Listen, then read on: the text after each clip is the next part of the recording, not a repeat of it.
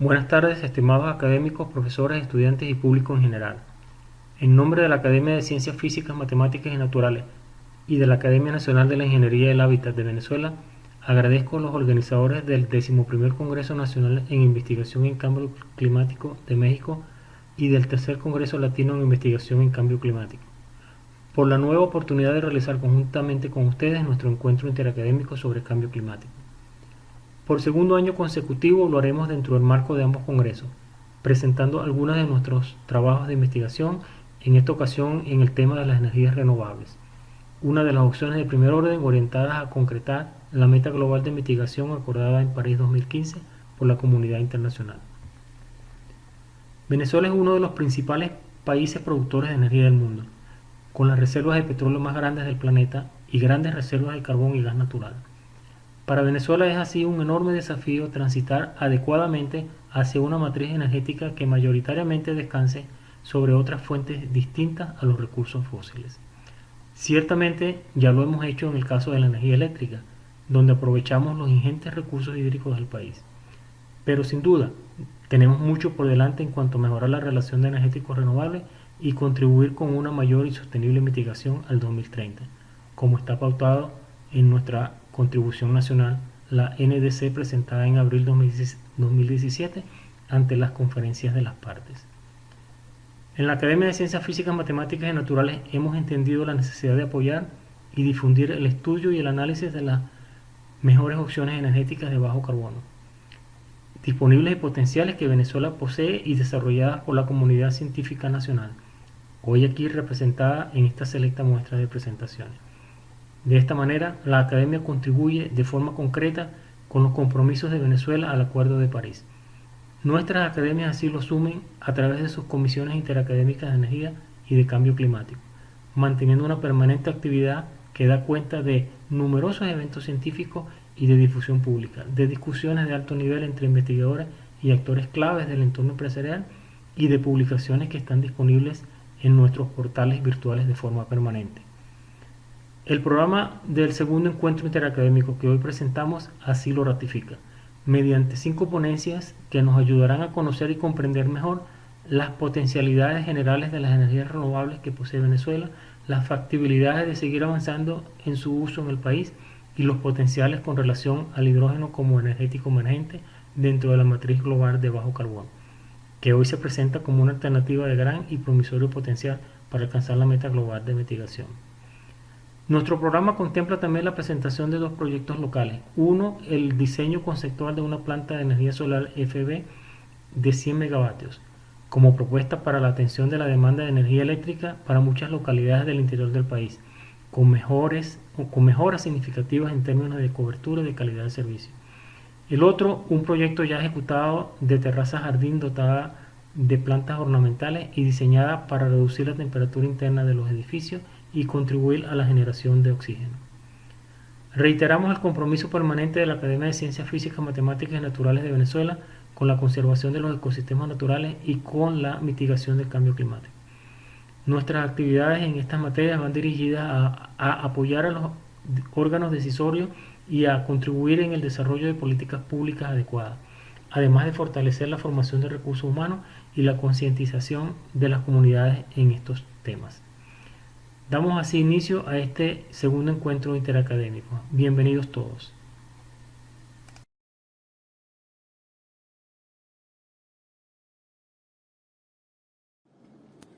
Señor presidente y demás miembros de la Academia de Ciencias Físicas, Matemáticas y Naturales de Venezuela, distinguidas autoridades del 10º Congreso Nacional de Cambio Climático de México, reconocidas autoridades del Tercer Congreso Latino de Investigación en Cambio Climático, señores académicos y comisionados de la Academia Nacional de Ingeniería y Hábitat de Venezuela, apreciados participantes de los eventos en desarrollo.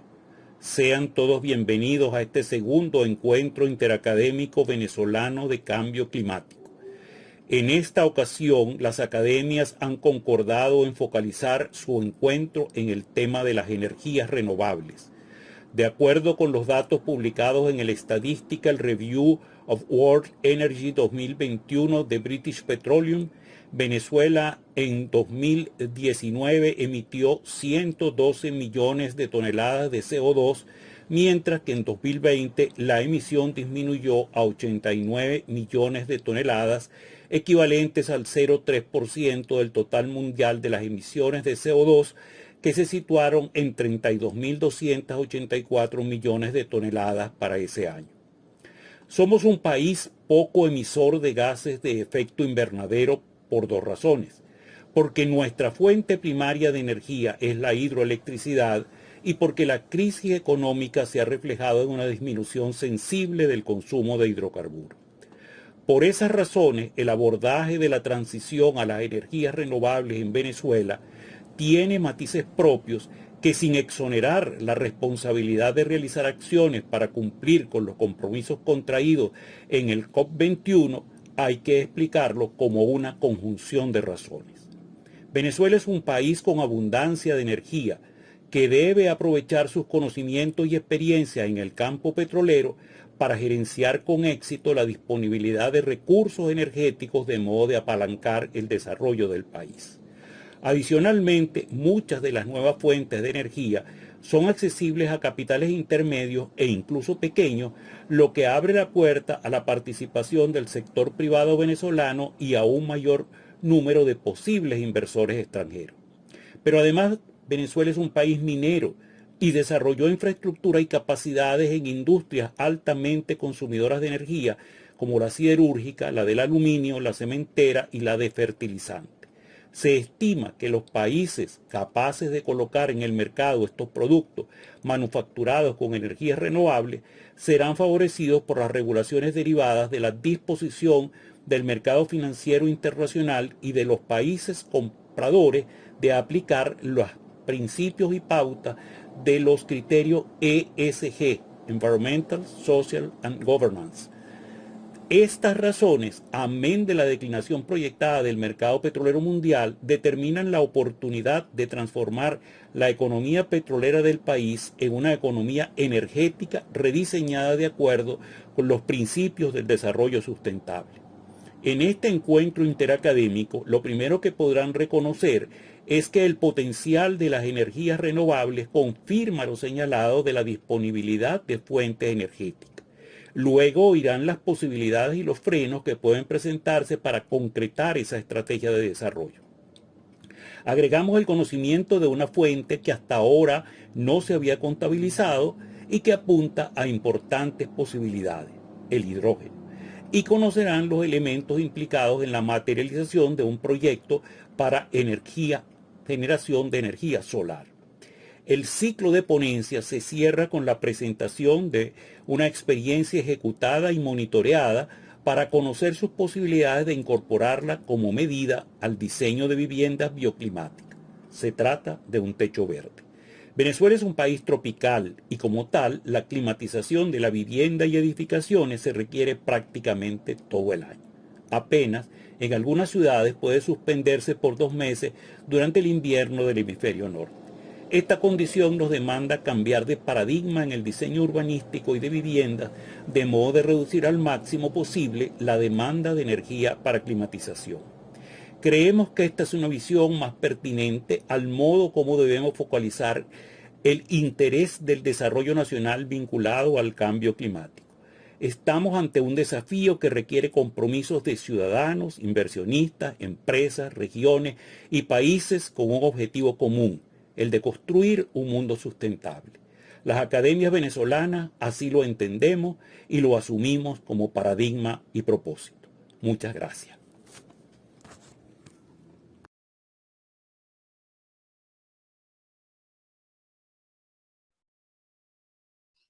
Buenos días.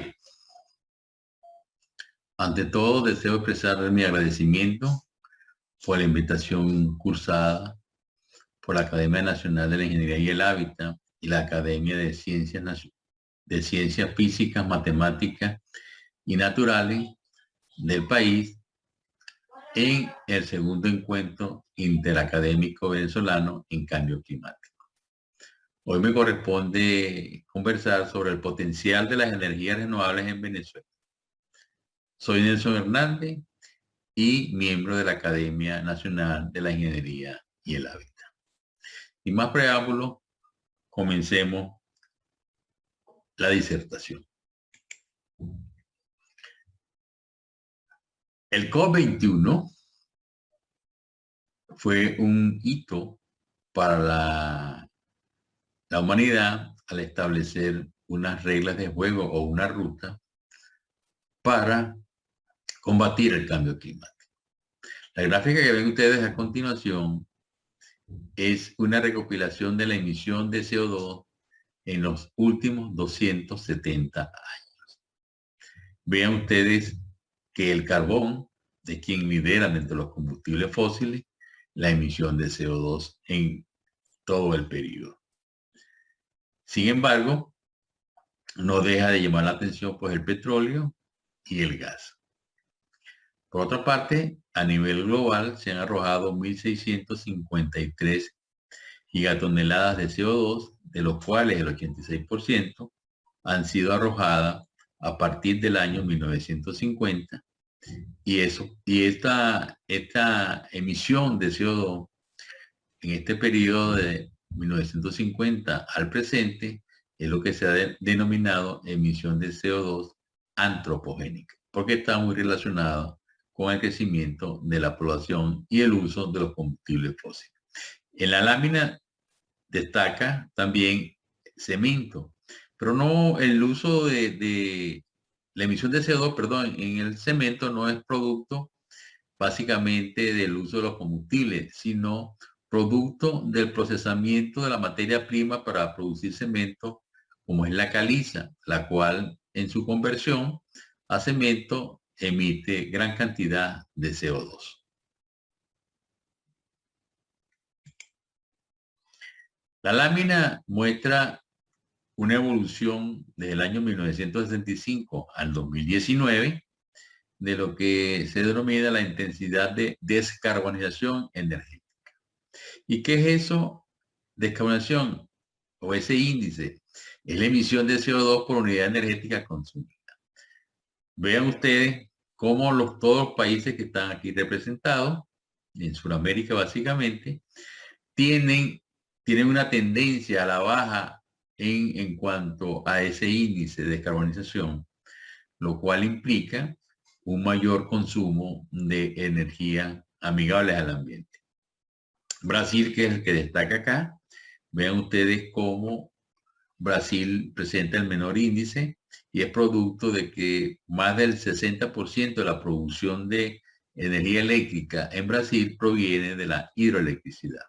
En el caso venezolano, como ven ustedes que es la línea verde, a partir de los últimos años ha habido un incremento o una baja en tal índice, pero no es producto básicamente de incorporación de energía, que ya de por sí la tiene a la materia energética, sino producto de la recesión económica por la que atraviesa actualmente el país. En cuanto a la potencialidad de recursos energéticos, ven ustedes que Venezuela posee una potencialidad de 305 gigatoneladas de petróleo equivalente, donde destaca el torio. ¿Y por qué el torio? Bueno, porque este es uno de los combustibles minerales que puede sustituir en gran cantidad al uso del uranio. Venezuela ocupa el quinto lugar en materia de reserva de torio. En cuanto al petróleo y gas, Venezuela ocupa el primer lugar en materia de petróleo y el séptimo en reserva o recursos gasíferos. Pero en lo atinente a las reservas, a los recursos renovables, vemos acá que Venezuela posee una potencialidad de 450 millones de toneladas de petróleo equivalente, liderados por la solar, la hidráulica y la eólica. Cabe destacar que este volumen de potencialidad es equivalente energéticamente a 9 millones de barriles de petróleo diario y que ese volumen satisface holgadamente a una demanda energética futura venezolana recordando que el mayor volumen o energía consumida ocurrió en el año 2013 con 1.3 millones de barriles diarios de petróleo equivalente. En otras palabras, Venezuela no tendría hipotéticamente ningún problema a pasarse de una manera directa a un cambio en la matriz energética renovable. Un poco más en detalle, vemos acá la potencialidad y la generación hidroeléctrica para América. Destaca a Canadá, que es quien lidera la lista, y de su potencialidad solamente ha desarrollado el 24%. En el caso venezolano, que ocupa el 9º lugar, ha desarrollado el 59%, quedando por desarrollar básicamente pues el 40%. Destacar que la hidroelectricidad en Venezuela tiene su planta hidroeléctrica emblema, que es el URI. Pero con respecto a un posible o futuro desarrollar de la electricidad, tendría que ser en lo que es denominado el Alto Caroní, la cual tiene unos cuestionamientos tanto físicos como técnicos y sobre todo el ambiental, donde defensores del ambiente indican que un desarrollo en esta área del Alto Caroní pues afectaría grandemente el sistema ecológico del área. En cuanto a la ubicación potencial geotérmico, tal como se muestra en la lámina, que es lo que se llama la franja geotérmica de Venezuela, el potencial es de 8 millones de toneladas de petróleo equivalente. Sin embargo, es de destacar que el uso que se le ha dado a este potencial es solamente con fines turísticos, recreativos y de salud, en los denominados aguas termales. La lámina muestra la potencialidad solar y eólica por países en América. No aparece Chile representado acá porque Chile se saldría de la gráfica por ser el país que tiene una potencialidad eólica de 3.358 megavatios vatios por metro cuadrado. Perdonen el inciso. Por otro lado, la mayoría de los países en América se ubican en el segundo cuadrante, o el cuadrante que tiene mayor potencialidad solar. Y ven aquí el caso de Venezuela, ubicación de Venezuela, que Venezuela tiene alrededor de unos 5 vatios por metro cuadrado por día en solar de potencial y unos 360 vatios por metro cuadrado en eólica.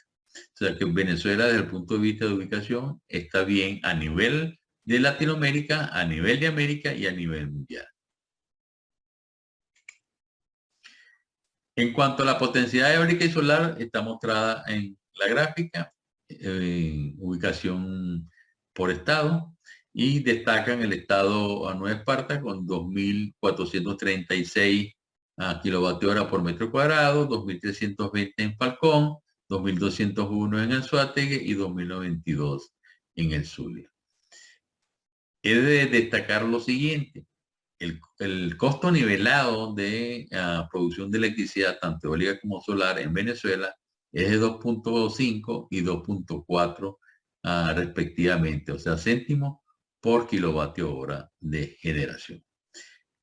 También debo indicar que la producción de hidrógeno verde se hace rentable cuando ese precio o costo nivelado está por debajo de los 3 céntimos por kilovatio hora. Eso indica que Venezuela tiene una gran oportunidad para desarrollar el hidrógeno verde, especialmente en la costa norte del río Orinoco, tal como se muestra en la gráfica. Como lecciones aprendidas, ya para finalizar, podemos indicar lo siguiente: Venezuela posee un alto potencial energético diversificado, lo que permite afrontar con éxito la transición energética hacia un mundo con una economía baja en carbono. Desde el punto de vista energético, la potencialidad de las energías renovables satisface con creces la demanda energética interna a futuro. La economía solar Y la eólica es una oportunidad para desarrollar el hidrógeno verde, especialmente en la costa norte del río Orinoco. Para una mayor reducción de las emisiones de CO2 o para cumplir con lo establecido en el COP21, Venezuela debe establecer una política energética integral donde destaque la eólica y la solar, desarrollar el proyecto de gasificación nacional para sustituir el uso de los combustibles y derivados de hidrocarburos, eliminar las emisiones fugitivas en la industria petrolera, promover la economía circular, sobre todo en el reciclaje de plástico, e incentivar el aumento de la eficiencia energética, especialmente en los sectores productivos y de servicio.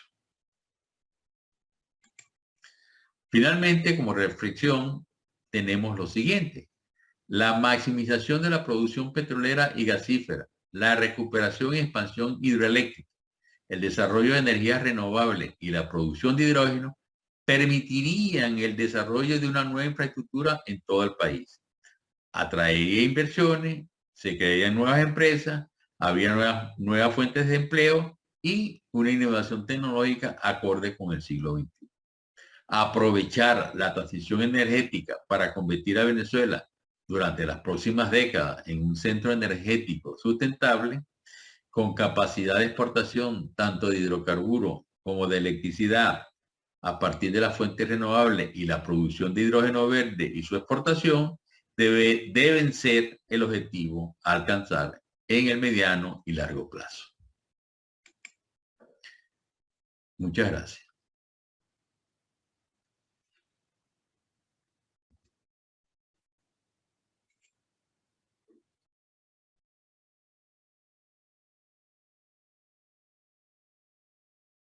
Buenas tardes.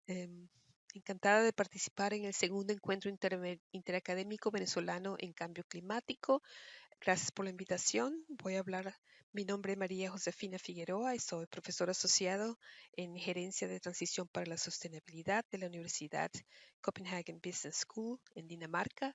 Voy a hablar sobre las condiciones de factibilidad sobre la transición energética y hacer uso de energías renovables en Latinoamérica y Venezuela.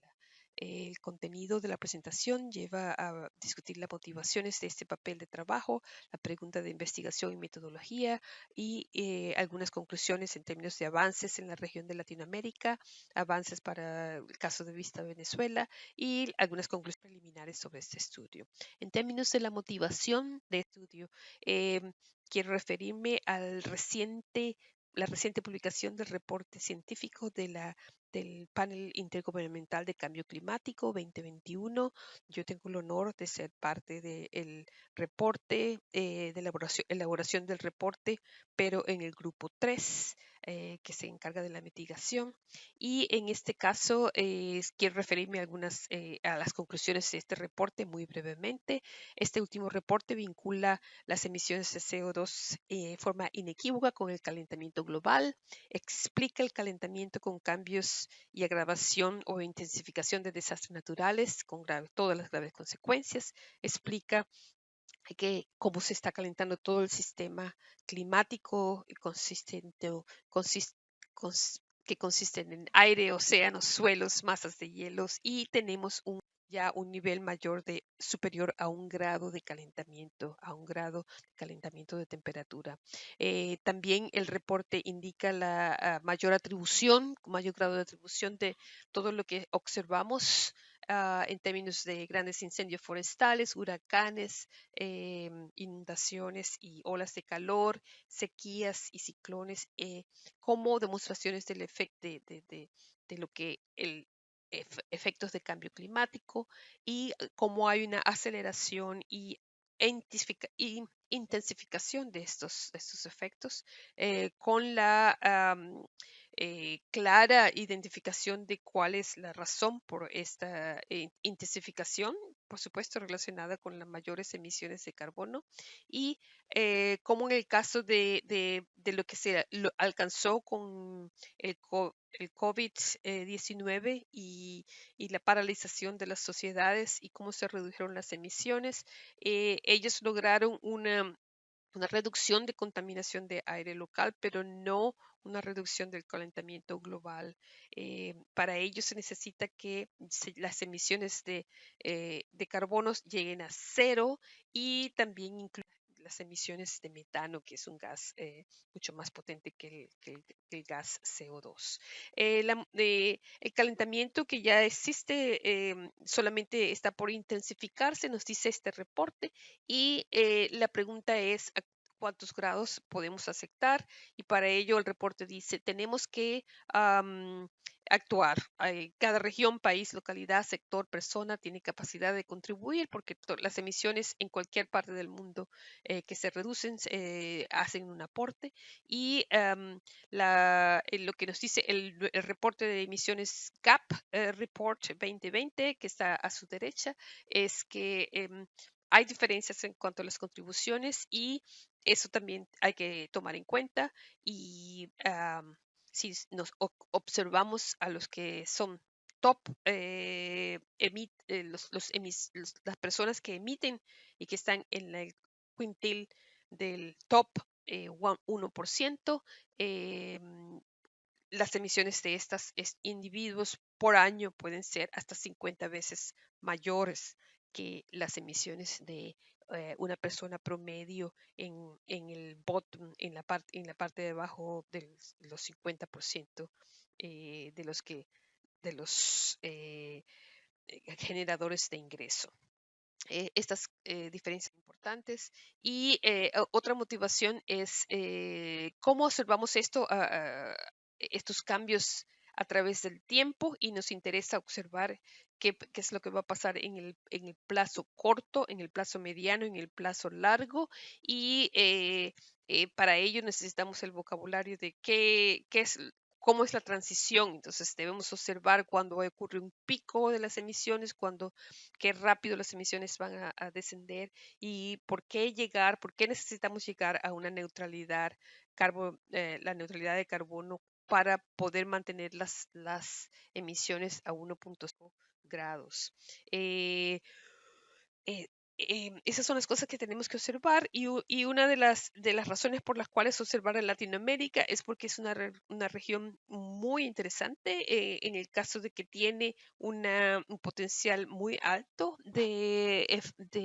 como sumidero global, y esto podría ayudarla a tener una contribución importante a nivel global, pero al mismo tiempo hay un potencial de que continúe con las condiciones político-económicas y la voluntad política de sostener una matriz de energía fósil tan largo como puede, y eso hace que la región tenga una importancia muy central en estas conversaciones. La pregunta de este trabajo es cómo la combinación de condiciones de factibilidad pueden contribuir o no para que la región avance hacia ese objetivo del net zero, del CO2, que está en línea con la temperatura, preservar la temperatura en 1.5.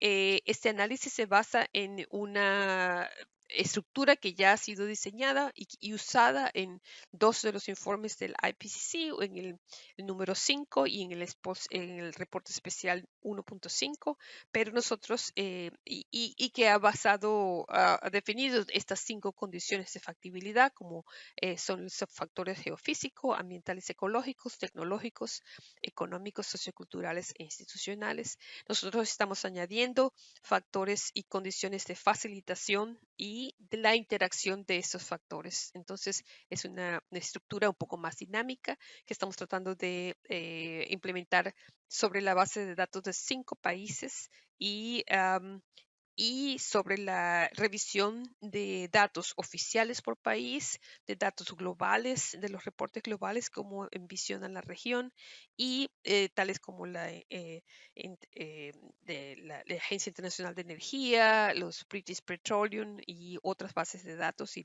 por supuesto la del panel IPCC, y otros desde el abajo hacia arriba estamos viendo todos los que sean papeles de trabajo publicados que tengan información sobre implementación de modelos sectorales y de país.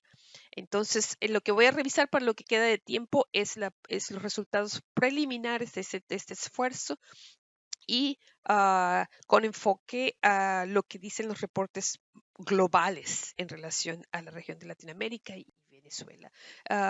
Resultados preliminares. En la primera cosa es que estos reportes de UNDP 2020 sobre Latinoamérica confirma de que la factibilidad por geografía, geología y ecología de la región son muy altas en términos de la decarbonización.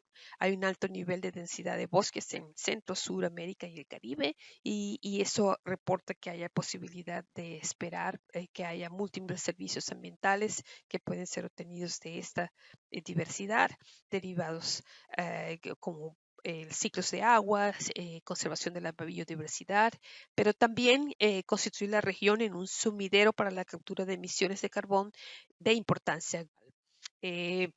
En relación a las condiciones de factibilidad institucionales, hay, por ejemplo, el caso del reporte que revisa las ambiciones de las National Determined Contributions y determina que estas no son los significativas que deberían ser para mover la curva de la transición en línea con objetivos de reducir la temperatura a 2 grados centígrados o a 1.5 grados centígrados. En realidad, para los casos de los países que están incluidos en este trabajo, la matriz energética no tiene variaciones significativas en el corto y mediano plazo.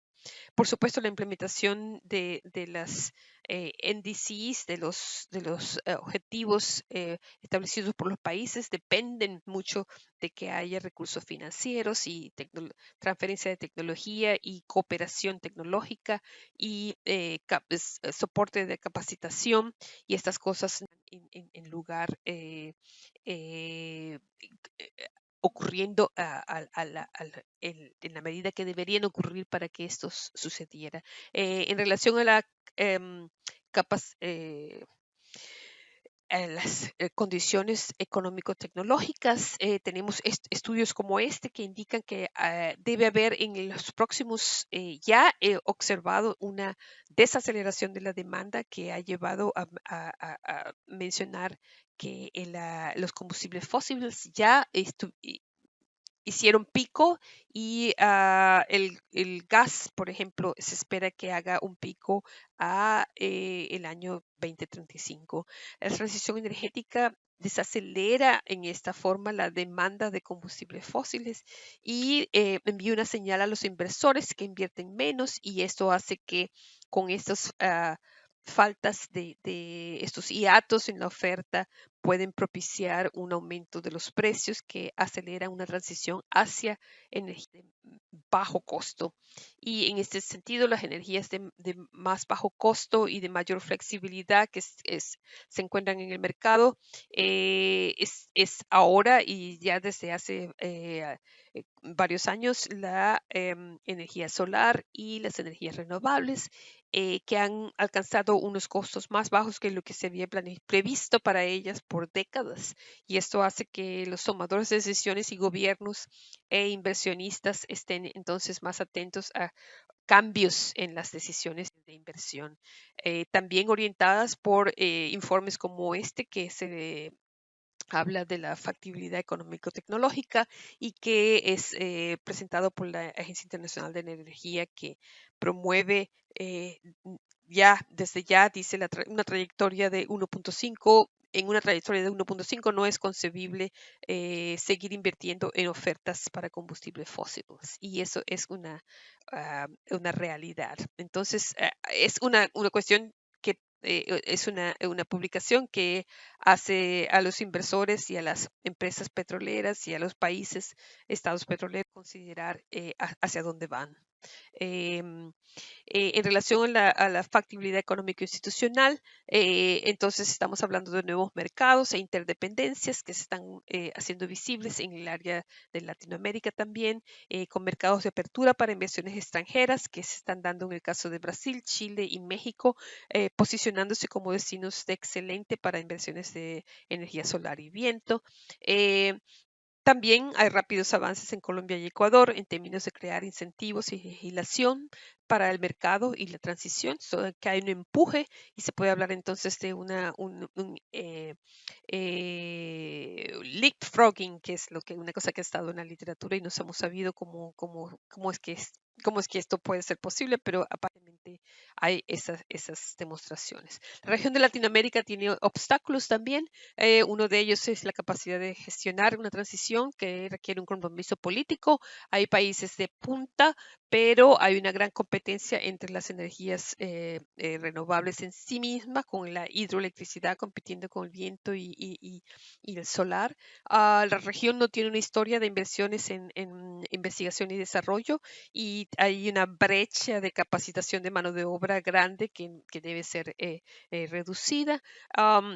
Y además una competencia con intereses institucionales en los recursos fósiles y las compañías petroestado. Eso nos lleva al caso de Venezuela específicamente, donde las energías renovables podrían ayudar a resolver riesgos asociados con un sistema frágil y deteriorado de hidroelectricidad, que actualmente está bajo presiones de climáticas, pero también institucionales. Y la expectativa es que a pesar de que Venezuela tiene grandes reservas de gas y de petróleo, es un costo de dinero grande ponerlas a producir, ponerlas a bajo costo a disposición de los usuarios.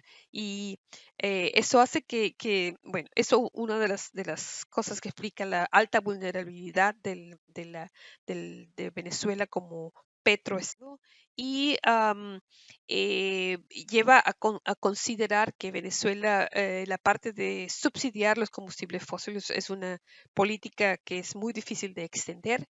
El problema fundamental es que el gobierno puede añadir más deuda y otros recursos indirectos para la creación de mayores bienes y servicios para la población, pero no puede crear la energía y el agua y los recursos minerales a un bajo costo para poder alcanzar estas promesas. Entonces, la idea es que hay un cambio necesario hacia una mayor diversificación que debe de ocurrir en el caso de Venezuela, pero esto tiene por supuesto sus retos e implicaciones y el mayor es que no hay una claridad de una evidencia histórica de que estados petroleros hayan podido diversificarse con mayor éxito. Entonces, todo es como está por vivirse. Las conclusiones es, primero, en relación a la capacidad de Latinoamérica de alcanzar el goal del net zero. Es posible, es factible, pero hay una factibilidad que es mixta. La geología y la geofísica ayudan y crean esta capacidad de sumidero de emisiones en bosques y ecosistemas, pero la necesita también de políticas, se necesita de las nuevas energías, se necesita de la innovación tecnológica y el soporte político es esencial. Países individuales están haciendo finalmente pasos concretos de avance en la transición y se visualiza con mayor claridad cómo puede ser una transición energética para diferentes países. E incluso esto puede llegar a afectar lo que sea la reconstrucción, la reorientación de lo que Venezuela piense acerca de su futuro energético y tiene que haber una mayor colaboración a nivel regional.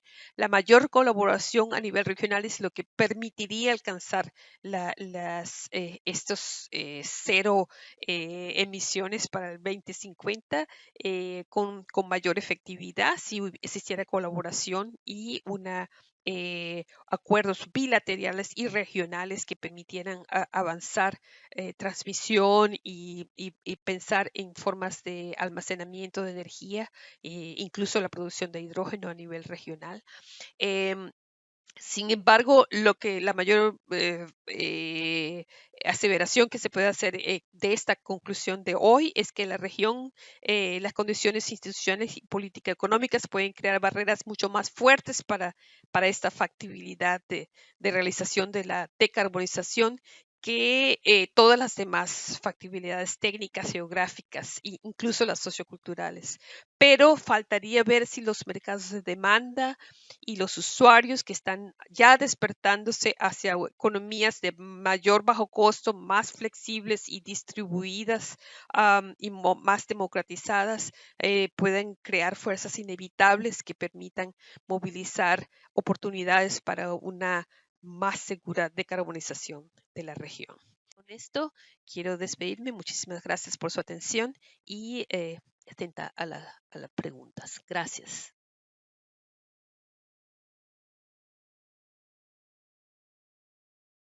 Buenas tardes a todos, mi nombre es Eduardo Carrera, consultor de Capgemini Engineering, Francia. En esta empresa tengo la tarea de acompañar a nuestros clientes para identificar oportunidades de negocio en el campo del hidrógeno y otras tecnologías emergentes aplicadas a la conversión de energía.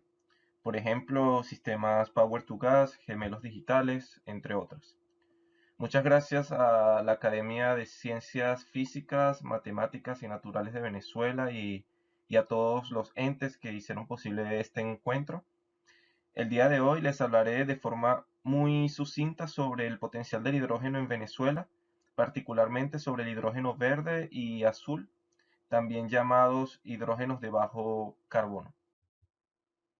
Antes de comenzar, situemos el contexto y preguntémonos, ¿por qué el hidrógeno? Pues el hidrógeno ha sido identificado como un vector energético clave para disminuir las emisiones de CO2 equivalentes y alcanzar los objetivos fijados en el Acuerdo de París. Por ejemplo, el Panel Intergubernamental del Cambio Climático enfatiza que el hidrógeno hace parte de la gama de opciones necesarias para alcanzar reducciones de emisiones ligadas al consumo intensivo de energía. El rol que jugaría el hidrógeno como vector energético sería en la valorización de los excedentes de energía y como catalizador de la decarbonización de sectores difícilmente electrificables como el transporte, los fertilizantes y algunos sectores industriales. Ahora necesitamos especificar de qué hidrógeno estamos hablando. Hoy en día, el 95% de la producción de hidrógeno proviene de fuentes de energía fósiles. Estos son llamados hidrógeno negro, marrón y gris. Sin embargo, en el contexto de la transición energética, hablamos de hidrógeno refiriéndonos al hidrógeno azul y verde. El hidrógeno azul es producido a través del reformado de metano usando gas natural y almacenando las emisiones de CO2 generadas durante la reacción, lo cual permite obtener entonces un hidrógeno de bajo carbono. El hidrógeno verde es producido a través de la electrólisis del agua usando electricidad de origen renovable y esta opción se ha identificado como ideal desde un punto de vista de impacto ambiental. Otras opciones prometedoras son, por ejemplo, el hidrógeno producido a partir de energía nuclear, ya que las emisiones de CO2 son bastante bajas. Y otra opción sería el hidrógeno turquesa. Em, Sin embargo, esta última opción se encuentra aún en desarrollo. Como parte de la estrategia de transición energética, regiones como la Unión Europea han apostado al hidrógeno como elemento central. Se espera que en Europa el hidrógeno satisfaga aproximadamente 24% de la demanda total de energía en 2050. Estas estrategias han sido desarrolladas junto a actores industriales y hoy en día se cuenta con aproximadamente 457 proyectos de hidrógeno en Europa. Y la mayor parte de esta producción se encuentra en Alemania, Países Bajos, Polonia y Bélgica. América Latina y el Caribe También ha apostado al hidrógeno como oportunidad de decarbonación, independencia energética y de negocios. Países como Costa Rica, Uruguay, Chile, Brasil, Paraguay, Argentina y la Guyana Francesa han establecido sus primeros proyectos. Chile, sin duda, el país que más avance en este sentido ha realizado. Fue el primero en tener una estrategia nacional del hidrógeno liderada por el Ministerio de Energía. Tienen una asociación chilena del hidrógeno, integrada con las más importantes compañías del sector. Desde hace años vienen trabajando en proyectos piloto. Por ejemplo, se plantea la producción a gran escala de amoníaco a partir de hidrógeno verde y además es uno de los primeros países latinoamericanos en entregar recursos públicos para la financiación de proyectos de hidrógeno verde. Ahora hablemos sobre Venezuela. ¿Qué pasa en Venezuela? La matriz energética de Venezuela se basa en el uso de petróleo, gas natural y energías renovables, particularmente y en gran parte energía hidráulica, para satisfacer las necesidades energéticas del país. Su economía se basa en la exportación de petróleo, la cual ha sido mermada en los últimos 20 años. Esto podría ser una oportunidad para repensar el sistema energético venezolano y avanzar hacia el desarrollo sostenible del país. Venezuela y otros países de la región poseen un importante potencial para el uso de energías renovables, lo cual representa oportunidades de desarrollo sustentable para la región. En el caso venezolano, el potencial de producción de energía renovable es superior a la demanda. Existe un potencial de 309,6 gigawatts para la instalación de sistemas de energía renovables, siendo aproximadamente 5 veces la capacidad instalada hoy en día. Veamos ahora un escenario en el que ese potencial se usa para la producción de hidrógeno. ¿Cuál sería ese escenario? Un estudio realizado por el profesor Pozo de la Universidad de los Andes en Táchira indica que la producción de hidrógeno renovable en Venezuela podría ser equivalente a 806 teravatios hora por año, lo cual es alrededor de 11 veces el consumo de energía actual en Venezuela. Dado el potencial que existe en Venezuela, parte de ese hidrógeno podría ser producido para ser exportado a otras regiones con menos potencial, por ejemplo, la Unión Europea o Asia, representando así una excelente oportunidad de negocio, ya que cuando el hidrógeno se establezca como vector energético, habrá una demanda importante y algunos países serán importadores netos. El hidrógeno podría usarse en diferentes aplicaciones. Dos de ellas estarían orientadas al desarrollo sustentable de regiones rurales y aisladas. Por ejemplo, el suministro confiable y autónomo de energía en regiones aisladas, zonas rurales, islas, etc. Además, el uso de hidrógeno podría tener un impacto positivo para crear oportunidades económicas sustentables y nuevas capacidades en regiones rurales, lo cual generaría un círculo virtuoso al combinarse con otras actividades productivas. Otras oportunidades están asociadas a sectores industriales. Por ejemplo, en la industria del petróleo se puede sustituir la producción de hidrógeno gris, es decir, hidrógeno producido a partir de gas natural, con hidrógeno azul o verde. El hidrógeno de bajo carbono también puede ayudar a decarbonizar la industria química, por ejemplo, para producir amoníaco o metanol, los cuales se producen hoy en día a partir de fuentes de energías fósiles. Dados los incrementos esperados en la demanda para 2050, esto representa un mercado interesante para el país. La industria del hierro y el acero es un sector potencial para el hidrógeno en Venezuela, dadas sus reservas de bauxita. Este sector implica un consumo de energía, por lo que su decarbonización a través del hidrógeno es clave. Acabamos de ver que Venezuela tiene un gran potencial para la producción de energías renovables y asimismo para la producción de hidrógeno. Pero entonces, ¿cómo Venezuela podría impulsar la transición energética y el uso del hidrógeno en su economía? Desde mi punto de vista, el hidrógeno podría ser un importante vector energético para la reconstrucción de la economía si se enmarca en un plan de desarrollo sostenible. Para ello, quisiera indicar algunas claves según estudios realizados por la Agencia Internacional de la Energía e Inicio, una consultora europea. Entonces, ¿qué se necesita?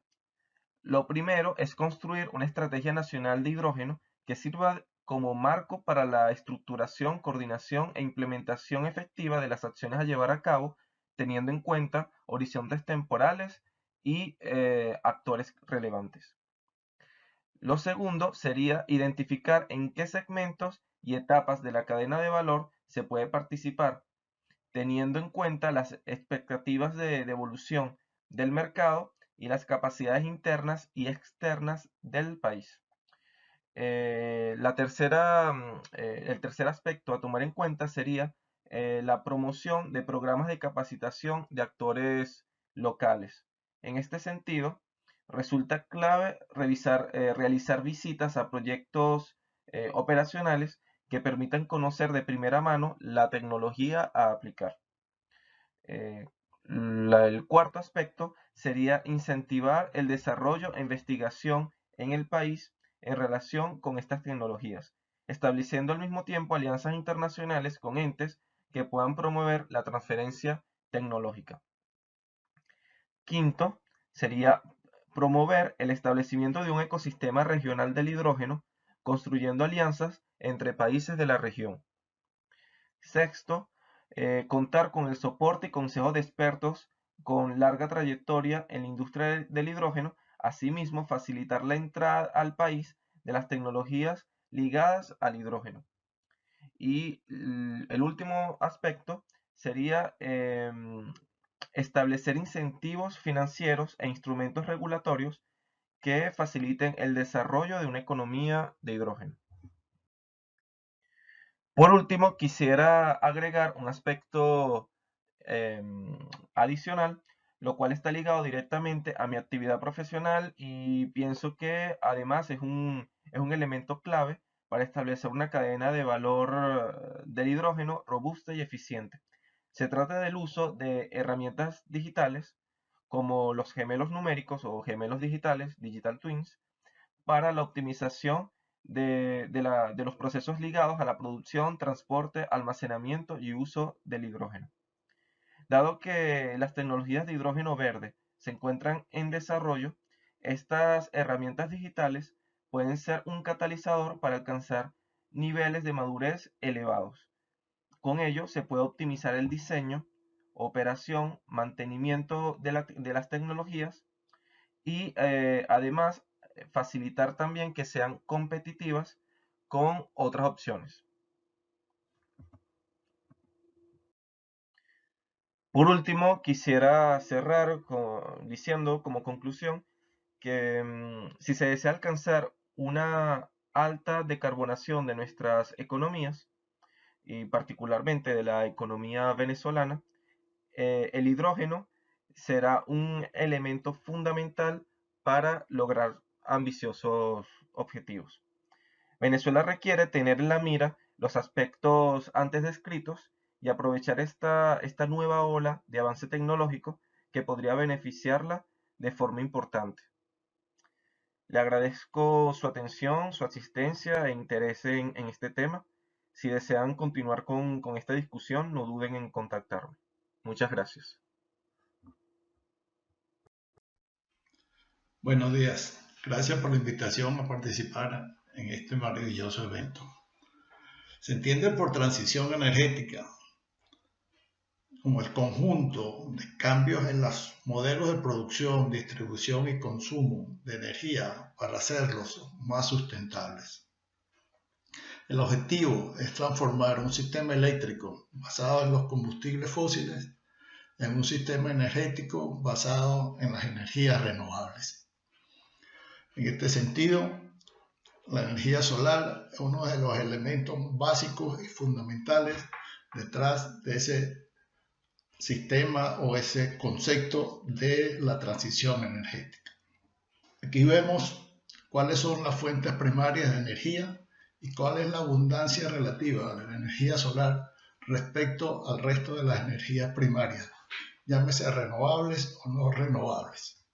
En ese sentido, vemos cómo a nivel mundial al año 2015 el consumo de energía primaria era 18 teravatios año de consumo de energía, mientras que para el año 2050 estaría proyectado un consumo de 28 teravatios año de energía a nivel mundial. Sin embargo, vemos como ese valor es ínfimo respecto al potencial de 23.000 teravatios año que tendríamos en términos de la energía solar. Los componentes básicos de la radiación solar es la energía directa reflejada sobre nuestros paneles solares, la energía reflejada sobre la superficie terrestre y la energía difusa proveniente de la reflexión directa sobre la atmósfera. Entonces vemos cómo la energía solar que podemos absorber y utilizar está compuesta básicamente por estos tres elementos: la energía directa, la energía reflejada sobre la superficie terrestre y la energía difusa proveniente de los componentes atmosféricos. En términos mundiales, esta sería la distribución de la radiación horizontal. Este sería básicamente el componente que utilizaríamos para utilizar ese potencial de generación. Vemos cómo alrededor del Ecuador y básicamente en el centro del África, Australia, Centroamérica, Estados Unidos, México y Sudamérica, existe un potencial muy elevado, alrededor de 2.100 kilovatios hora por metro cuadrado por año.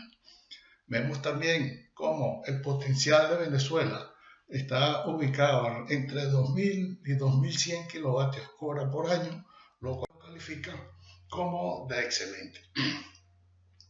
Vemos en este esquema cómo es la distribución de esa radiación a nivel nacional. Tenemos unos componentes muy elevados a nivel de la península de Paraguaná, la península de La Guajira, el norte del estado Zulia y el norte del estado Falcón. Tenemos un componente muy elevado también a nivel de la isla de Margarita, el norte del estado Sucre, y tenemos un componente muy sustantivo y aprovechable a nivel de los llanos centrales, desde Maturín hasta el piedemonte andino. Esto nos da una equivalencia de unos 2.000 kilovatios hora por metro cuadrado, lo cual podría calificarse en términos mundiales como excelente. Esta equivalencia de estos 2.000 kilovatios hora por metro cuadrado correspondería a lo que está en esa clasificación entre 5,5 y 6,1 que se puede calificar a nivel de premium. Esta radiación la podemos comparar a nivel mundial con otros países que han hecho ya una utilización exhaustiva de la energía solar y vemos cómo el valor nacional está prácticamente el doble de estas energías solares que se han estado utilizando a nivel mundial. Eso significa entonces que el área a utilizar a nivel de paneles solares sería prácticamente la mitad, con lo cual el costo y los espacios a utilizar serían prácticamente la mitad también de esa área considerada. Vemos cómo es la distribución a nivel nacional de esa irradiación solar y cuál sería su utilización, y vemos cómo tenemos un potencial elevado de 2.587 teravatios hora por año. Eso lo podríamos comparar con un consumo máximo que hemos tenido en el país, que es alrededor de 100 teravatios hora por año, lo cual entonces indica el elevadísimo potencial que tenemos en ese sentido. Aquí tenemos cómo es la variación de esa radiación mensual. Vemos cómo tenemos un promedio de 6 a nivel del sitio donde queremos desarrollar nuestra planta, que es el estado Guárico, un promedio de 6,19 kWh por metro cuadrado por día, equivalentes a 2.252 kWh por metro cuadrado por mes. Vemos entonces cómo es esa variación mensual, vemos cómo es esa variabilidad mensual y vemos cómo es bastante constante a todo lo largo del año, que se refleja en el valor de este coeficiente de variación, lo cual le da una magnífica estabilidad y garantía de utilización de la energía que estaríamos generando con nuestro sistema. ¿Cuáles son los sitios apropiados para la utilización de plantas de energía solar? Entonces, aquellos que estarían orientados hacia el sur, que estén relativamente planos, sin vegetación elevada, cercanos a la infraestructura eléctrica, no próximos a zonas urbanas, que estén protegidos de creciente con periodo de retorno mayor de 100 años y que no estén en zonas protegidas o restrictivas como aquellos como parques nacionales o como lo que conocemos en Venezuela como las ABRAES. Entonces, si consideramos estos aspectos, vemos cómo toda la región de los llanos centrales de Venezuela, el norte del estado Sucre y parte del estado Falcón y el estado Zulia están perfectamente enmarcados dentro de estos criterios, lo cual permite entonces que sea sumamente sencillo y la utilización de esas plantas solares en este tipo de terreno. Volvemos entonces al estado Guárico, vemos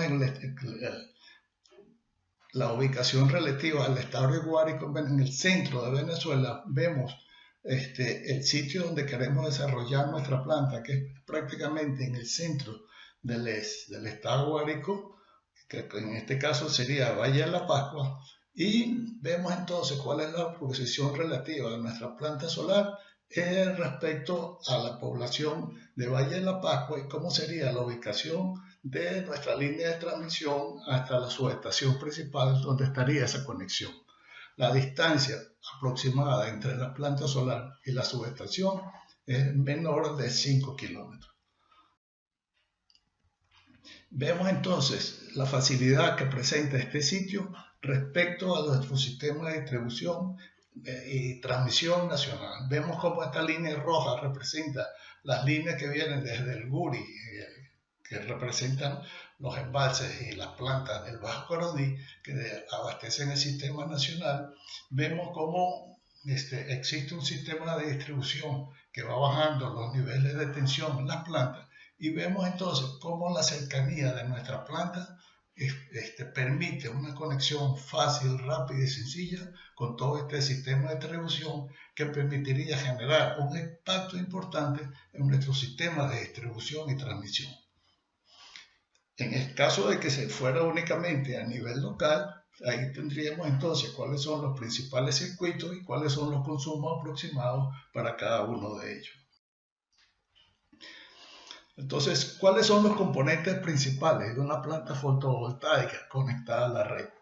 Entonces, en el primer lugar, nuestro generador fotovoltaico compuesto por nuestros paneles solares. En el segundo lugar, los cuadros de distribución de corriente continua que absorben la energía de las cadenas que se forman al unir nuestros paneles solares. Esta electricidad que se genera en estos paneles solares es del tipo de corriente continua, por lo cual para poder conectarlos a la red, entonces hace falta un convertidor de corriente continua a corriente alterna para poder conectar a la red. Entonces tenemos un sistema de control del lado de la corriente alterna y finalmente la conexión al sistema de distribución local o nacional. ¿Cuáles serían los parámetros de diseño de nuestra planta? Ya dijimos entonces que nuestra planta tendría alrededor de 100 megavatios, que es el límite entre lo que se considera una planta grande o una planta muy grande. La idea de este concepto es tener una planta que tenga un impacto importante sobre la red, que tenga y sea un elemento de negocio que permita la incorporación de capitales nacionales o internacionales para dar estabilidad y nuevo impulso al sistema eléctrico nacional que se encuentra sumamente deteriorado.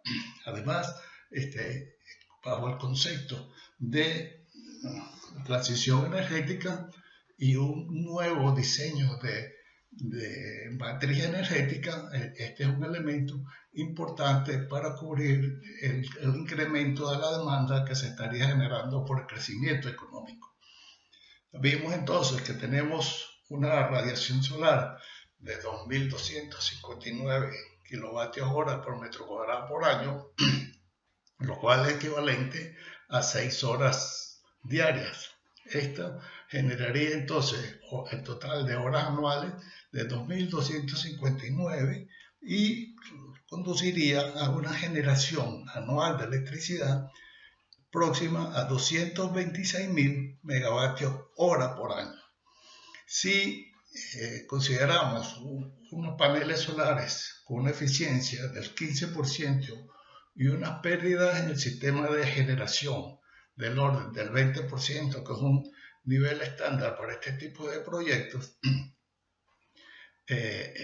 nuestra planta estaría ocupando 781.000 metros cuadrados y equivalente a 78 hectáreas. Esto sería básicamente el área neta de paneles, pero se requeriría adicionalmente el espacio adicional para caminos, espacios y elementos de carretera que permitan la conexión y el mantenimiento de la planta como tal.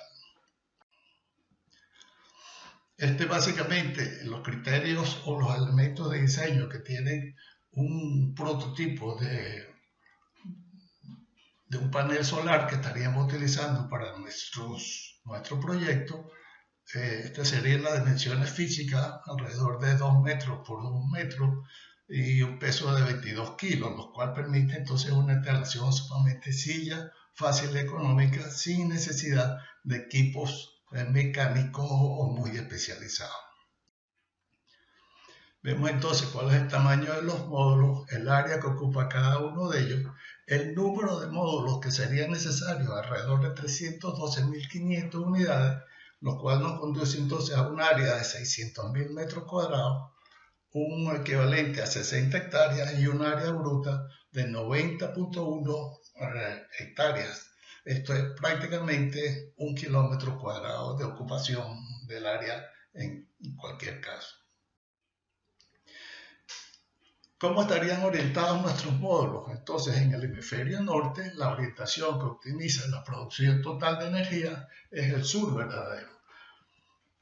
En los trópicos, el efecto de aviación al sur verdadero podría no ser especialmente significante, dado que existe muy poca variación a nivel de daño de la desviación o la distribución del sol como tal. Entonces, en ese sentido, si bien es verdad que debería estar orientado hacia el sur verdadero, cualquier desviación no sería significativa dada la ocupación, la posición física de nuestra planta. ¿Cuánto espacio habría que dejar entre hileras? Bueno, depende entonces de la longitud, del recorrido del sol, la inclinación de los paneles solares, la disposición de los paneles en la estructura de montaje y el espacio mínimo necesario para el mantenimiento. Entonces, si vemos esta gráfica, allí nos indica que para una latitud de emplazamiento aproximadamente de los 10 grados, la separación entre hileras debería ser alrededor de 3 metros y la inclinación básicamente debería tener un máximo de 10 grados para evitar que se deposite suciedad y humedad. Los paneles, ¿cómo deberíamos unirlos? Entonces, el diseño y arreglo dependerá de las especificaciones del inversor y de la estructura del sistema seleccionado, además del contexto específico y las condiciones de uso. Utilizando muchos paneles en serie de alto voltaje se minimizan las pérdidas como tales. El máximo número está definido por el valor máximo de voltaje del inversor al cual el arreglo estaría conectado. El número máximo de una cadena entonces puede ser calculado utilizando la siguiente fórmula que aparece por allí. y la selección del inversor en este caso estaría de 100 voltios y el número máximo de la cadena estaría de 27 módulos para mantener una simetría llevaríamos este nivel hasta 28 módulos por cadena, siendo por tanto ligeramente superior al valor máximo de ese voltaje considerado. Estas serían las características fundamentales del inversor, pero básicamente dependerá de los costos y la selección del modelo que se tenga en un momento dado y bajo condiciones específicas de diseño como tal. En este caso entonces tendríamos 122 inversores que tendría el componente de nuestro sistema. Esta sería básicamente entonces la distribución genérica de nuestra planta solar con los 300.000 paneles solares. Tendríamos entonces un área específica de talleres y un área de subestación para hacer la conexión hasta la subestación principal. Los tipos de soporte, básicamente existe una gran variabilidad dependiendo del diseño específico, de las condiciones del terreno y de las condiciones económicas y de los materiales disponibles. Uno de los elementos fundamentales, como mencionamos, es el hecho de que sea adaptable y perfectamente compatible con la transición energética y que sea perfectamente sustentable, lo cual se traduce en el ahorro de emisiones de CO2 a la atmósfera. Entonces, cuando tenemos una generación de 218.000 kilovatios hora por año, con una tasa de emisión de 627 gramos de CO2 por kilovatio hora, que es la tasa de generación que utiliza la empresa nacional para el cálculo de esas emisiones, tendríamos una ahorro de emisiones de 137.000 toneladas por año, lo cual es una incidencia magnífica a nivel de ahorro en términos de la lucha contra el cambio climático y la transición energética. En Venezuela, últimamente ha habido una gran escasez de combustibles para las plantas termoeléctricas de generación. Las plantas de energía solar, en este caso, entonces, vendría a sustituir la generación producto de esa planta termoeléctrica. El costo del combustible a nivel que se está utilizando en Venezuela corresponde a $2.03 por galón, como se refleja en esa gráfica. Entonces, si toda la generación que se produce con la energía solar fuera a ser generada con plantas de tipo diésel térmico, pues el costo de generación únicamente por el efecto de divisa sería prácticamente $11 millones, que sería el ahorro que representaría el uso de la energía solar en lugar de la energía termoeléctrica para esa generación de electricidad.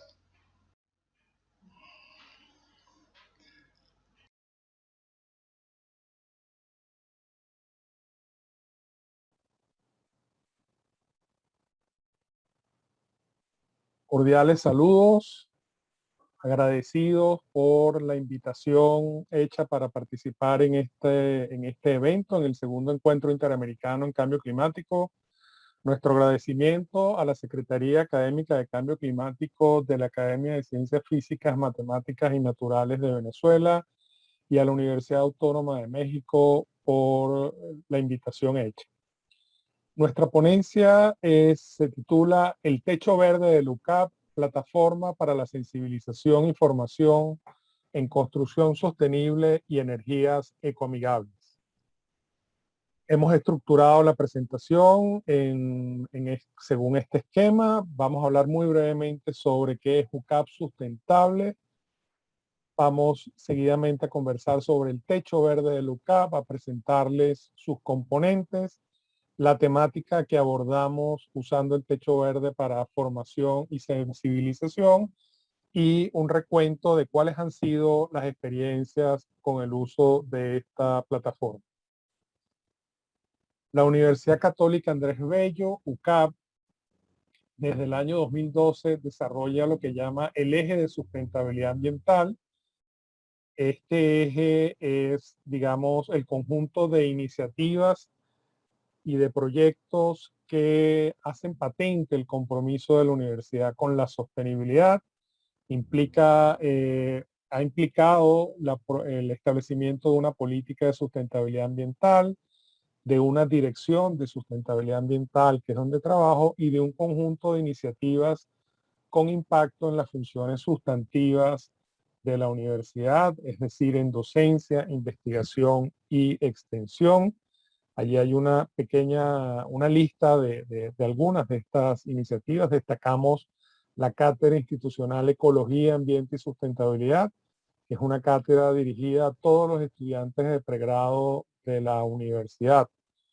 Y cerramos con la iniciativa Techo Verde, que es una iniciativa que consideramos impacta de manera importante en lo que hemos denominado las funciones sustantivas de la universidad.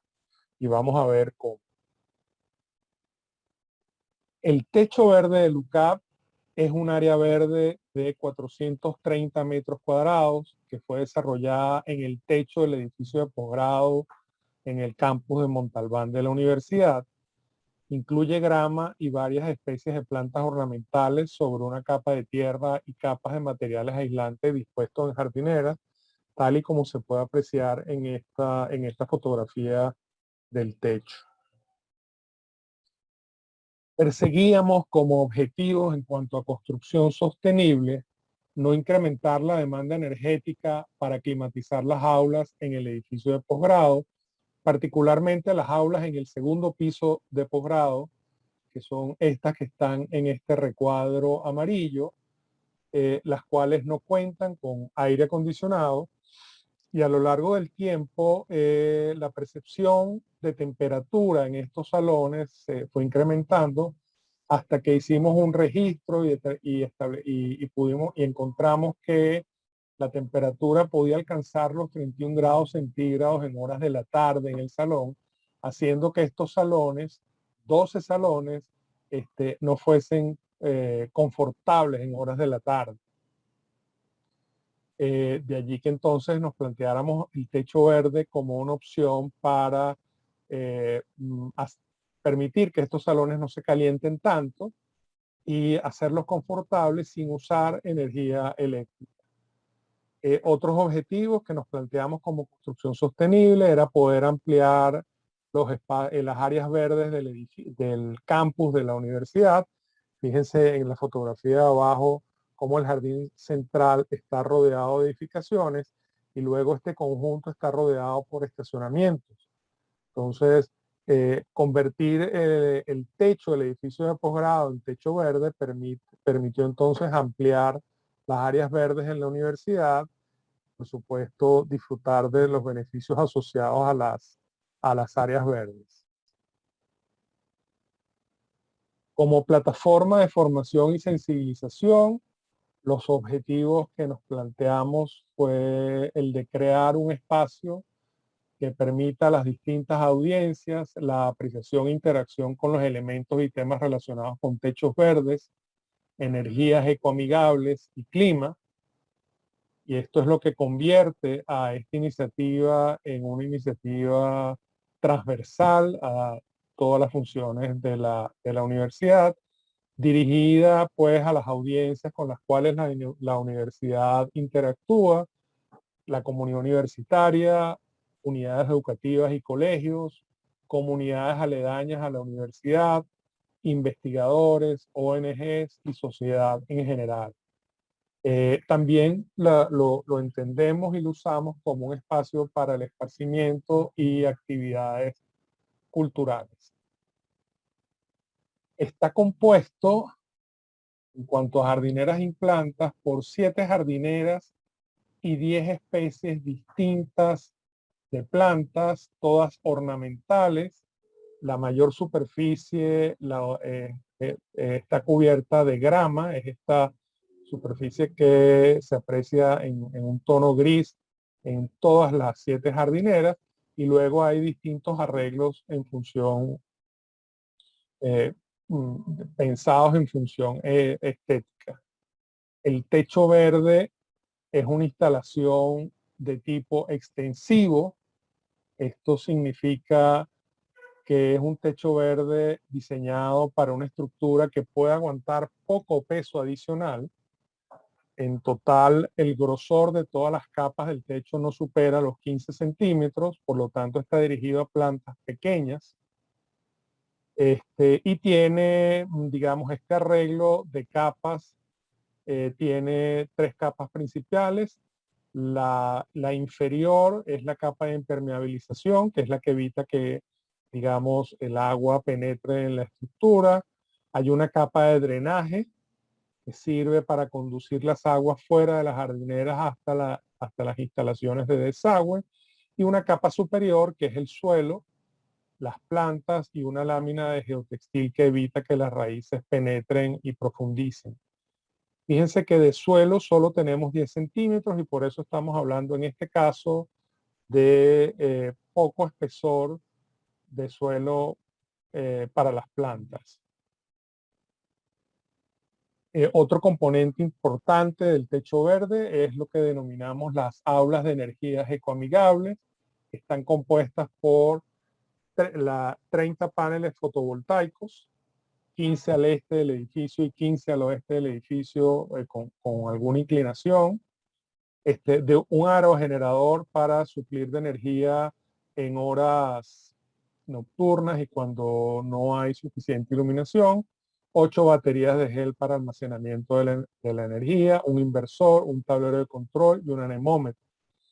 El uso de la energía hasta ahora ha sido utilizada para iluminar el techo cuando hay actividades nocturnas y para cubrir las necesidades de energía de 2 salones de posgrado, en las cuales no solo está la iluminación, sino también el uso de computadores y la posibilidad de proyectar, de hacer uso de proyectores.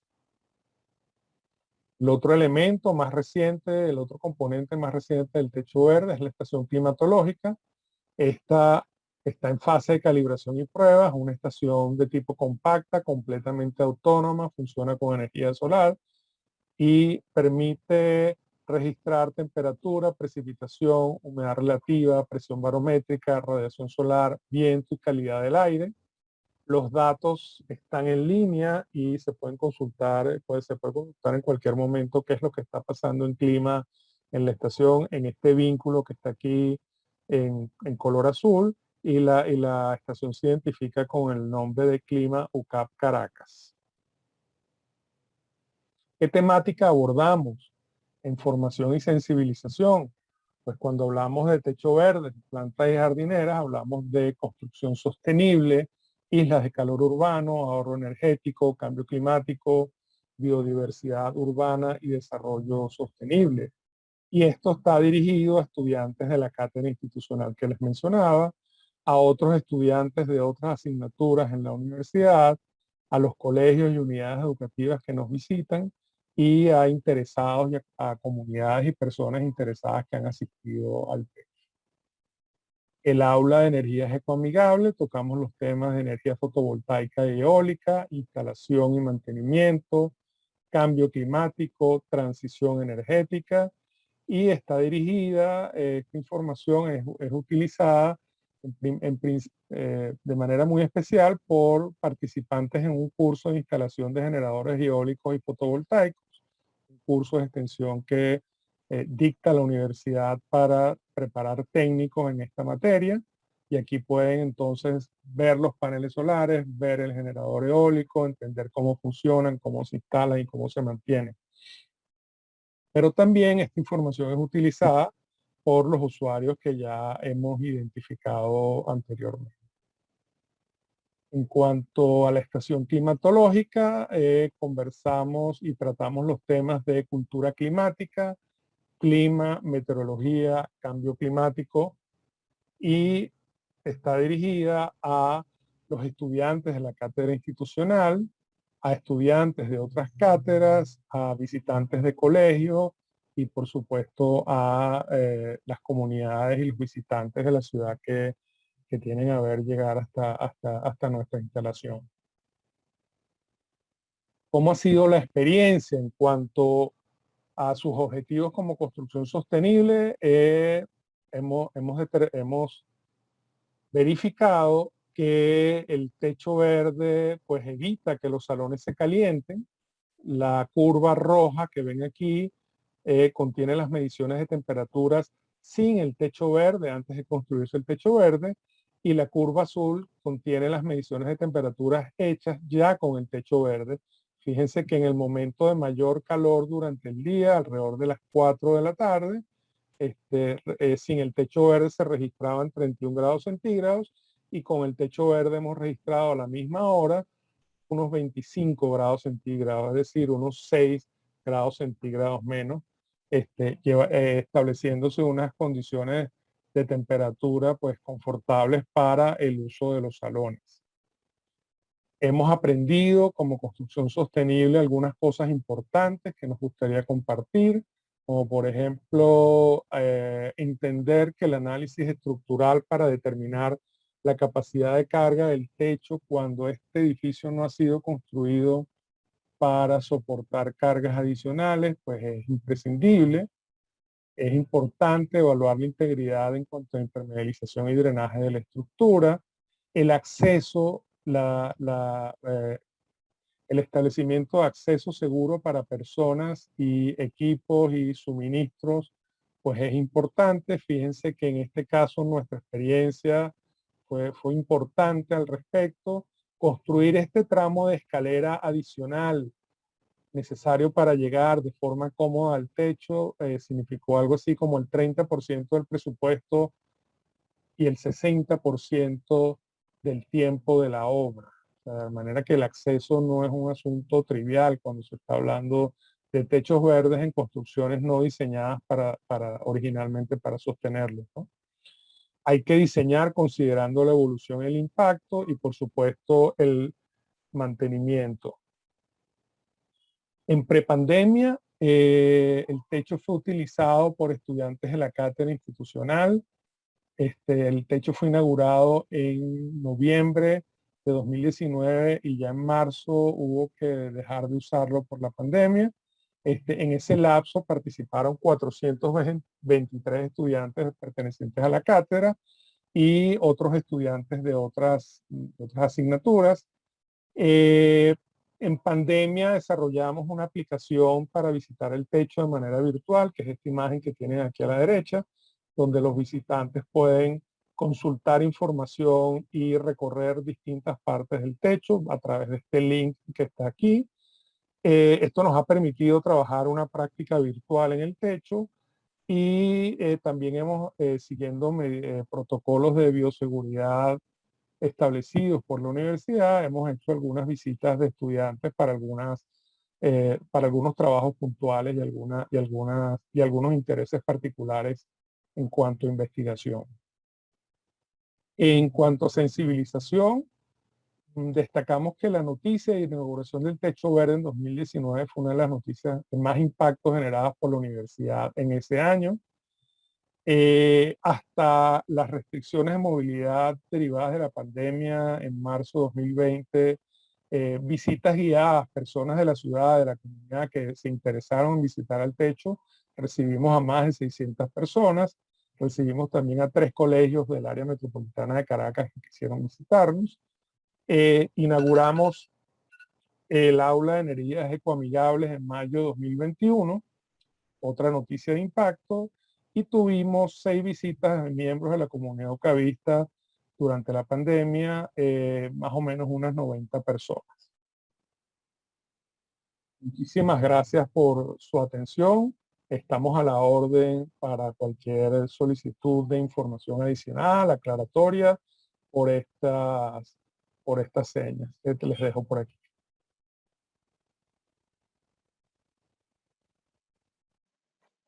Estimados asistentes a este encuentro virtual sobre cambio climático, programado conjuntamente por las Academias Venezolanas de Ciencias Físicas, Matemáticas y Naturales y la Nacional de la Ingeniería y el Hábitat.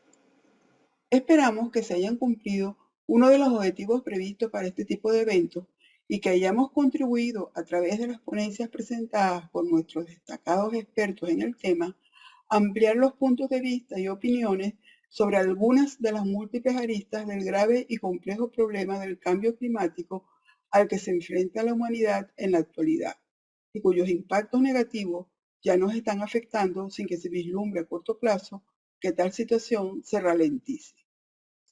El último informe presentado por los expertos del IPCC apenas hace 2 meses advierte que a menos que las emisiones de dióxido de carbono y otros gases de efecto invernadero procedentes de las actividades humanas se reduzcan de manera inmediata, rápida y a gran escala, limitar el calentamiento a un valor cercano a 2 grados centígrados o incluso a unos 5 grados centígrados será un objetivo inalcanzable. Estas afirmaciones las hacen con base a la mejora de los datos de observación que evalúan el calentamiento histórico y a los progresos en el conocimiento científico en torno a la respuesta del sistema climático a las emisiones de gases de efecto invernadero de origen antrópico. Según este informe, las emisiones de gases de efecto invernadero antropogénicas son responsables de un calentamiento de aproximadamente 1,1 grados centígrados desde la época preindustrial, y se prevé que la temperatura promedio mundial durante los próximos 20 años alcanzará o superará un calentamiento de 1,5 grados centígrados. Ante las robustas evidencias científicas de que el cambio climático llegó y nos va a acompañar por muchas décadas, la humanidad tiene 2 grandes estrategias para enfrentarse a sus efectos.